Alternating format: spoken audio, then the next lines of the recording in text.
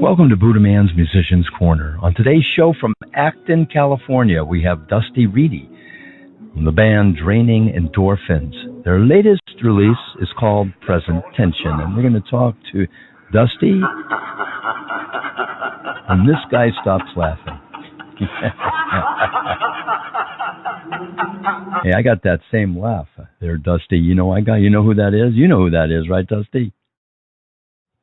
I can't hear you, man. Can you hear me now? I can. Perfect. How you doing, Dusty? Hey, pretty good. Alan, how's it going? It's going pretty good, man. Hey, I know who the laugh was in that last song on your album. Oh, yeah? Who is it? You don't know? Yeah, I know. It's Alan Watts. Oh, I just thought you wanted to tell me. It's Vincent Price. No, that is not Vincent Price. Are you sure? Yeah, I'm sure that's not Vincent Price. I'm going to look for mine and see if it's the same laugh. Watch this. Okay, great. Let's see if I can find that laugh. I don't think I can find it. But who is it then? It's this guy named Alan Watts. He's like a philosophical speaker. He calls himself a spiritual entertainer. You can find him on YouTube. He's really an interesting guy. Yeah, if you ever see him again, tell him that he sounds when he laughs just like Vincent Price. Okay, I don't think I'll ever be seeing him. I don't think he's around anymore. Okay. Yeah, but that's interesting. That's great, man. So I love the band. I think you guys kick some ass, man. Wow, thanks a lot. Present Tension. Yeah, Acton. Yeah, I know where that's at. I went up there years ago to speak when I was in a 12-step program to speak at that at the camp or the rehab they have up there. Yeah, it's actually right by a Little League center too, which is kind of bizarre. It's right up against it, but I know exactly what you're talking about. Yeah, and you know what happened? I went into I didn't know where I was. Right, this was years ago, and I wound up in a prison. So I'm driving through this prison. It's like the camouflaged up there somewhere. They make fire walls and stuff, and the guy said their guns out at me. And I'm going, they go, what are you doing? I go, I thought this was the place to go. And they told me to turn around and they were going to keep me. Well, good thing you got out of there. So were you born and raised in California there? Yeah, I was actually, for like the very, first years of my life, I lived out in like Reseda. And then that's where my family really, was from, the valley. And then, yeah, pretty much since then I've been in Acton. Now I live in the Antelope Valley, but we practice out in Acton all the time. Oh, cool. Yeah, I was born and raised here in the valley. I lived in Arleta, Pacoima, and then I've been a resident of Sherman Oaks for 27 years now. Oh yeah, I work out there all the time. So yeah, what do you do for a living? Well, I'm actually a substitute teacher right now. I just started doing that. Do you teach all kinds of subjects, or is there one special? No. I just teach pretty much any grade, any subject.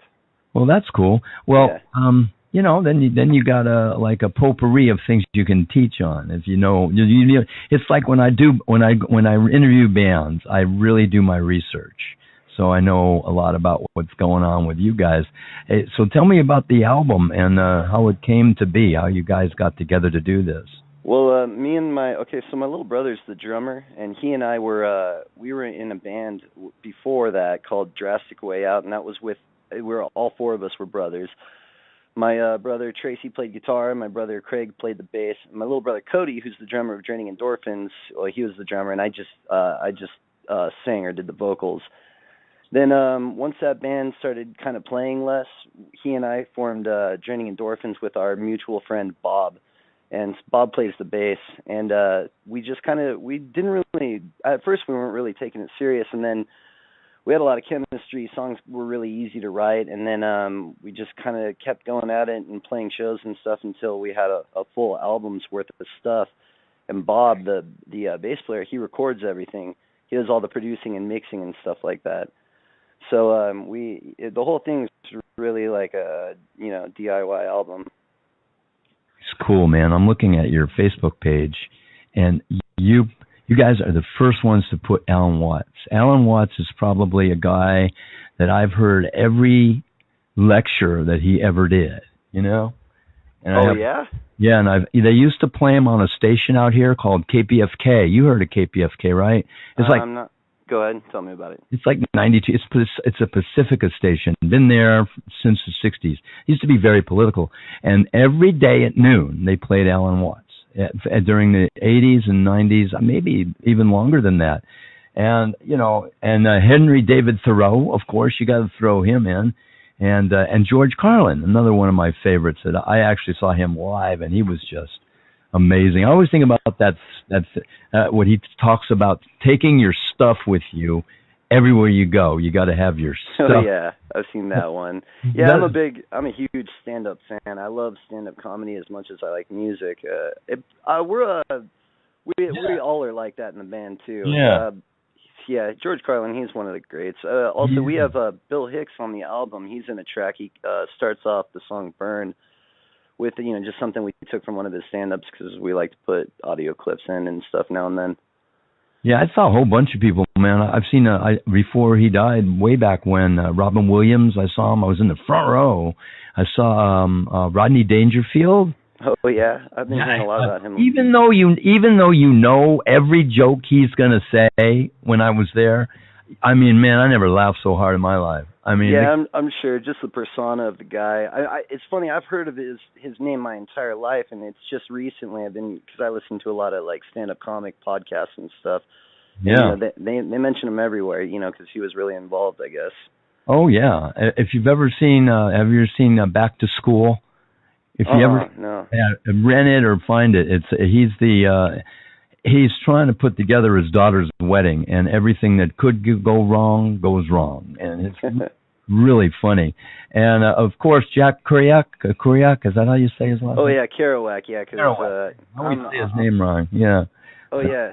Yeah, I'm personally involved. Like, I really, I read a lot of like American literature and stuff, and I like all those beat era guys like Burroughs and William Burroughs, and obviously Kerouac and Ginsberg, and I don't know, that whole era fascinates me, and a lot of that stuff inspires a lot of the lyrical writing, or just pretty much any artistic pursuit that I'm involved in. I always kind of think about the beat era and how they did things.